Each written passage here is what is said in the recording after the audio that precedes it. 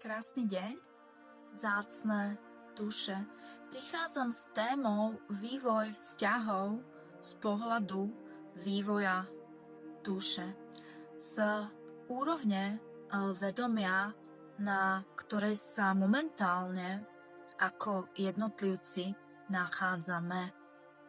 Moje meno je Simona, som stvoriteľka transformačného programu v súlade s mojou dušou cesty osobného rozvoja a zážitkovej podpornej skupiny vedených liečivých ciest k podpore, liečeniu, programovaniu novej prosperujúcej reality na úrovni našeho podvedomia. Začala by som úrovňou závislostných vzťahov. Závislostné vzťahy sú nevedomé vzťahy, ktoré na počiatku sú sprevádzané hlbokými citmi, ale zároveň sa prelínajú bolesťou. Nakoľko v týchto vzťahoch obaja partneri alebo v pokročilom štádiu jeden prenáša zodpovednosť a očakávania na svojho partnera, takzvané nasadení, že daná dotyčná osoba, s ktorou zdieľame určitý vlastne vzťah, by mala naplniť očakávania a požiadavky, aké sme si jednak vytvorili o danom vzťahu, čiže vychádzame z určitej predstavy o tom, ako by ten partner mal pôsobiť a správať sa, a na druhej strane vychádzame z nenaplneného vnútorného nedostatku postrádania vlastných potrieb či vnútorných zranení, ktoré ak sú v danom okamihu naplnené, tak vzťah dočasne prosperuje, ale v zápätí, ak vystupuje vzťah do skutočnosti, tak pociťujeme pocit prázdnoty, prichádzajú výčitky, obviňovania, pocit zlyhania alebo aj, ako spomínam, prenášania zodpovednosti na nášho partnera, že on je vlastne zodpovedný za to, ako sa my cítime, a často vystupujeme v úlohe obete, takzvaného trpiteľa, kedy vznikajú v tomto vzťahu emočné vlastne či karmické vlastne dlhy z toho, že buď sme teda v tom vzťahu my ublížili nevedome, alebo nám nevedome bolo ublížené, a v oboch prípadoch sa staviame do úlohy obete, že daná osoba je zodpovedná práve za tento vzťah, čo si často nesieme aj ďalej. Tu vzniká príležitosť prebrať zodpovednosť a uvedomiť si dôležitú vec, že taktiež sme zodpovední rovnako za daný vývoj a vzťah ako náš partner. Ak si toto dokážeme v danom priestore uvedomiť, tak sa nám otvára príležitosť prestúpiť do úrovne vedomia, do tzv. Karmických vzťahov, ktoré sú vedomo-nevedomé. Vedomé v tom, že v podstate budujeme a staviame základy práve na tom, čo vyhovuje obom partnerom a čo v tom pozitívnom zmysle ten vzťah ako si udržuje, naplňa. Nevedome v tom, že často taktiež projektujeme dané očakávania a požiadavky, tzv. Ideály, ilúzie, predstavy a presvedčenia, ktoré si nesieme buď z predchádzajúcich vzťahov, alebo budujeme v danom aktuálnom vzťahu do tohto partnerstva. Tento vzťah nám prináša príležitosť karmického vyrovnania, to vlastne pochopením, prijatím a prebratím zodpovednosti a pozretím sa do vlastného vnútra na to, čo je potrebné si spracovať ako jednotlivec a zároveň zamerať sa na rast a tvorbu daného vzťahu. Tieto vzťahy sú často hlboko, v tom lepšom prípade spriaznené hlbokými citmi a v opačnom prípade vnútorným emočným rozporom alebo dlhom. Ak dokážeme tento priestor uchopiť s láskou v prospech oboch partnerov, tak sa nám otvára príležitosť v tomto vzťahu napredovať. V opačnom prípade takýto vzťah si nesie hlboký rozpor a určité vlastne ilúzie, ktoré často končia sklamaním, bolesťou a v lepšom prípade z tohto vzťahu vystupujeme na základe spoločnej dohody s láskou, kedy sa nám otvára priestor pre vedomé vzťahy, k čomu sa o chvíľočku dostaneme. A na druhej strane sa deje to, že ak z tohto priestoru nie sme zároveň schopní alebo vedomí uchopiť, tak zotrvávame vlastne vo vzťahu buď v určitej ilúzii alebo domienke alebo presvedčení, že takto je ten vzťah správny a v poriadku.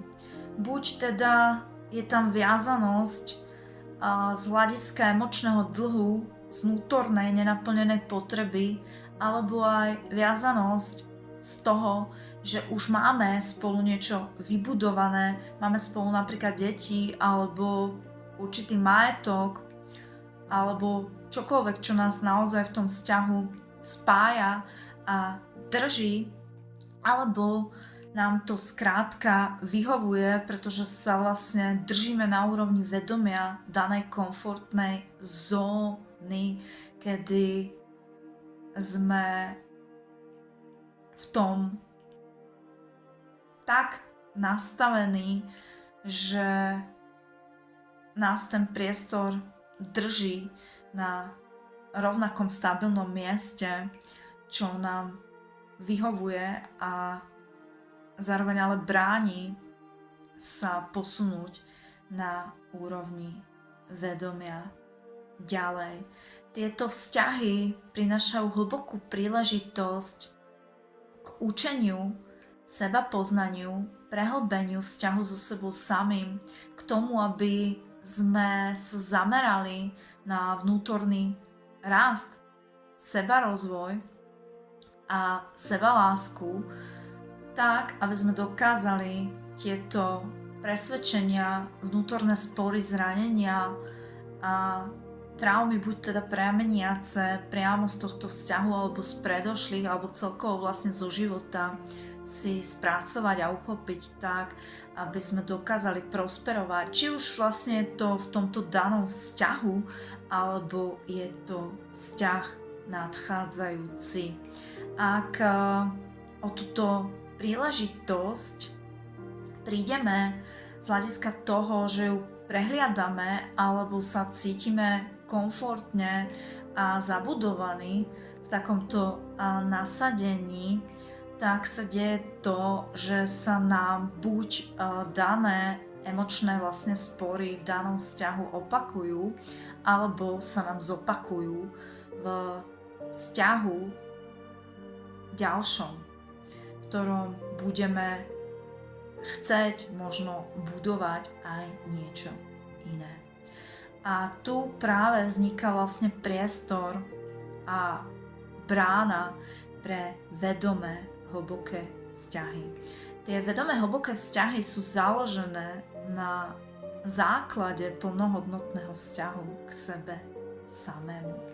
Na osobnom rozvoji dvoch zrelých, kompatibilných duší, ktoré vedia, čo chcú, vedia, kam smerujú, vedia, aké sú ich hodnoty, vnútorné nastavenie, priority, potreby v živote tak, aby dokázali prosperovať vo vzťahu so sebou samým, cítiť sa šťastne, komfortne, spokojne vo svojom vnútri, sami so sebou, či už vo vzťahu sú, alebo vo vzťahu nie sú. Takzvané sú pripravení prijať príležitosť vstupu do nového vzťahu, alebo aj ostať sami vo vzťahu vernosti voči sebe samému.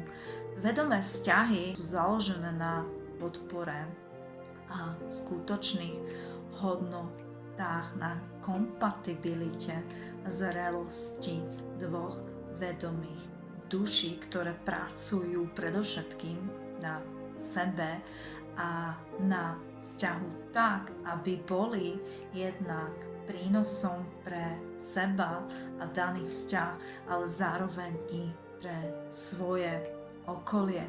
Tieto vzťahy sú založené na pravde, spravodlivosti, úprimnosti a vzájomnom hlbokom prepojení. Zrkadlia si na jednej strane nádherné hodnoty, prehlbenie, spojenie, múdrosť, učenie kvality a všetko to krásne, čo v sebe nesieme.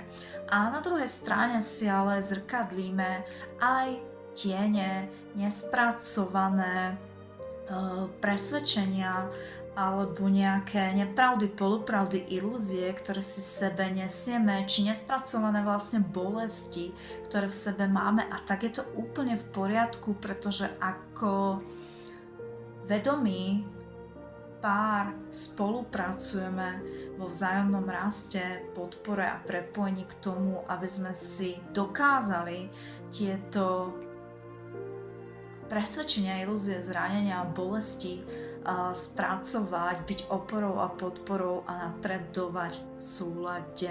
Zdôrazňujem v súlade, čiže takéto partnerstvo je založené na rezonancii a vyžarovaní.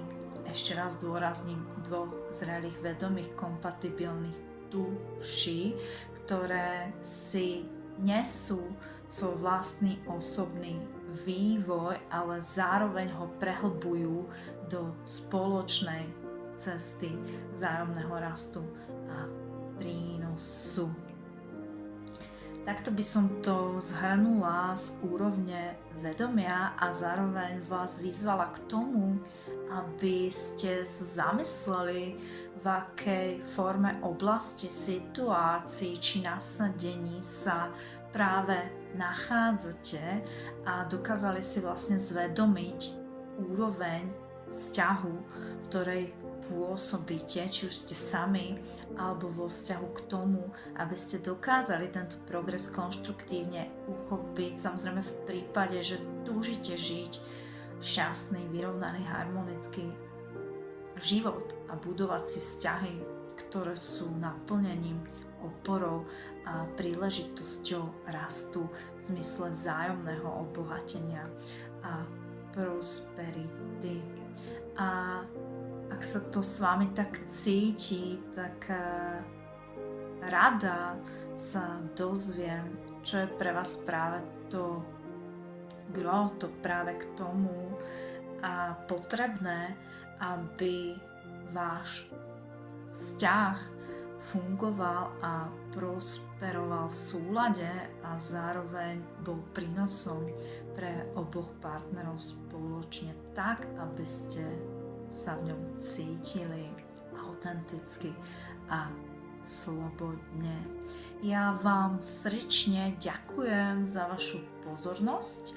Verím, že vám to dáva hodnotu a že každý jeden z nás si vezme to, čo potrebuje, zároveň zo svojej úrovne vedomia, na ktorej sa práve nachádza, a je to tak úplne v poriadku. V prípade záujmu, obohatenia, vzájomnej inšpirácie a prehlbenia vášho vývoja buďte súčasťou, alebo aj píšte súkromnú správičku, ak by ste sa radi posunuli vo vašom živote v akejkoľvek oblasti, či už sú to vzťahy alebo aj osobný život ďalej, a pozrieme sa spolu na to, aké riešenie je vhodné k tomu, aby ste dokázali v oblasti vašho života napredovať a prosperovať v súlade vo svojom vnútri. Majte šťastné dni, opatrujte sa a buďte k sebe ohľaduplný a predovšetkým úprimný.